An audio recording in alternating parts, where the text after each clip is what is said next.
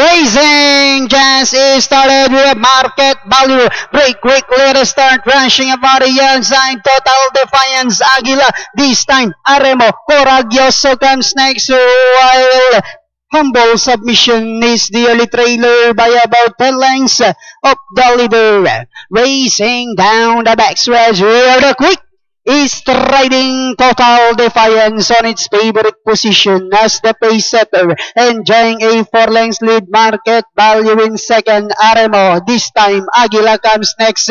Coraggioso, while Humble Submission is still racing in lengths inside the tres octavo. We have Total Defiance enjoying a 5 lengths lead. Market value. Aremo now moving upon the outside. Aguila comes next, then followed by this time Coraggioso, while Humble Submission is still racing in less, and they are now entering the home stretch. We have Total Defiance enjoying a 4 lengths lead. Aremo is down on the inside, then comes Market Value. Last 100 meters, we have Total Defiance. Aremo is running by the rail. Total Defiance. Aremo is down on the inside.